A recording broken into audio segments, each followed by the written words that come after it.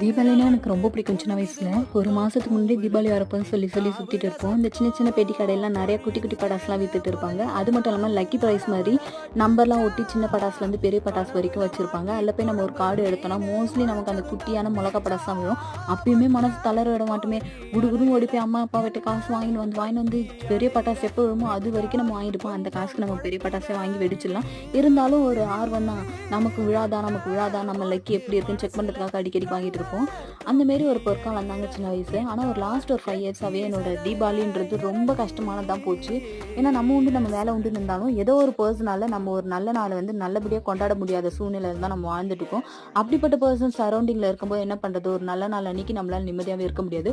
ஒரே ஒரு ரெக்வெஸ்ட், என்ன வேணா, யார் வேணா, எப்படி வேணா இருந்துட்டு போங்க. ஆனா அவங்கவங்க தீபாவளி அவங்கவங்க கொண்டாட விடுங்க. ஏன்னா உங்களுக்கான சந்தோஷத்த நீங்க தேடி போகும்போது, அவங்களுக்கான சந்தோஷத்துக்கான கொஞ்சம் ஸ்பேஸ விடுங்க. ஸோ அது மட்டும் தான் சொல்றேன். ஹேப்பியா கொண்டாடுங்க. ஹேப்பி தீபாவளி.